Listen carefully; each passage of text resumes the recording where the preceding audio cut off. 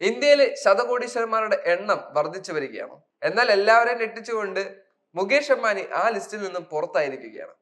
എന്താണെങ്കിലും മുകേഷ് അംബാനിയുടെ ബിസിനസ് സാമ്രാജ്യം തകർന്നോ എന്ന ചോദ്യവും ഇവിടെ പ്രധാനമായി മാറി.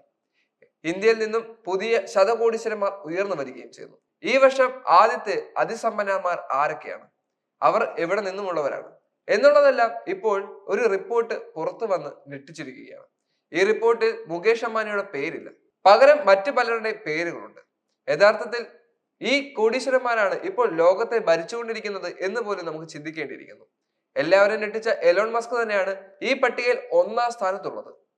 ടെസ്ലയിൽ നിന്ന് മാത്രം അദ്ദേഹം ഏകദേശം 100 കോടിയിലധികം സമ്പാദിച്ചു കഴിഞ്ഞു. ഇനിയും അതിനപ്പുറം സമ്പാദിക്കാനുള്ള പല ഇൻഡസ്ട്രികളും അദ്ദേഹത്തിനുണ്ട്. സ്പേസ് എക്സിൽ നിന്നും മാത്രം അദ്ദേഹം വലിയ രീതിയിലുള്ള പണം സമ്പാദിച്ചു കഴിഞ്ഞു.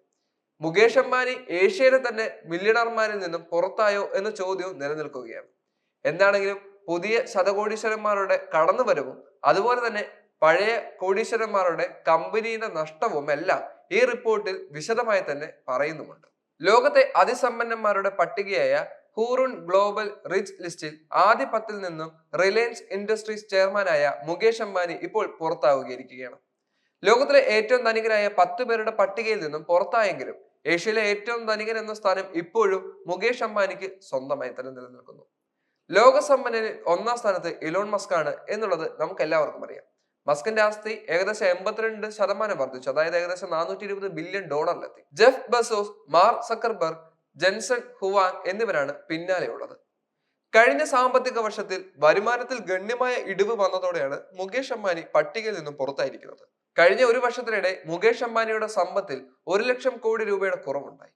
ഇതാണ് ആഗോള സമ്പന്നരുടെ ആദ്യ 10 നിന്നും റിലയൻസ് മേധാവി പുറത്തു പോകുന്നതിന്റെ പ്രധാന കാരണമായി മാറിയത്. 8.6 ലക്ഷം കോടി രൂപയാണ് അംബാനിയുടെ മൊത്തം ആസ്തി. കടം വർദ്ധിച്ചതാണ് അദ്ദേഹത്തിന് തിരിച്ചടിയായത്. രണ്ടാം സ്ഥാനത്ത് ഗൗതം അദാനിയുടെ മൊത്ത ആസ്തി 8.4 ലക്ഷം കോടി രൂപയാണ്. ആസ്തിയിൽ ഒരു വർഷം കൊണ്ട് 13% വളർച്ചയുണ്ടാക്കാൻ അദാനിക്കായി എന്നുള്ളതും മറ്റൊരു കാര്യം. ലോകത്ത് 3442 ശതകോടീശ്വരന്മാരുണ്ടെന്നാണ് റിപ്പോർട്ട് പറയുന്നത്. കഴിഞ്ഞ വർഷത്തേക്കാൾ 5% അല്ലെങ്കിൽ 163 എണ്ണം അധികമാണിത്. മൂന്നാം സ്ഥാനത്തുള്ള ഇന്ത്യയിൽ 284 ശതകോടീശ്വരന്മാരുടെ വാസസ്ഥലമാണ്. ഈ ലിസ്റ്റിലേക്ക് 13 പുതിയ ശതകോടീശ്വരന്മാർ കൂടി ഈ ലിസ്റ്റിൽ എത്തിയിട്ടുണ്ട്. ഏഷ്യയുടെ ബില്യണർ തലസ്ഥാനം എന്ന പദവി മുംബൈക്ക് നഷ്ടമാവുകയും ചെയ്തു. പുതിയ ലിസ്റ്റിൽ ഷാങ്ഹായ് ആണ് മുംബൈയെ പിന്തള്ളി ഒന്നാമതെത്തിയത്. 92 ബില്യണർമാരാണ് ഷാങ്ഹായിലുള്ളത്. മുംബൈക്ക് 90 പേരുമുണ്ട്.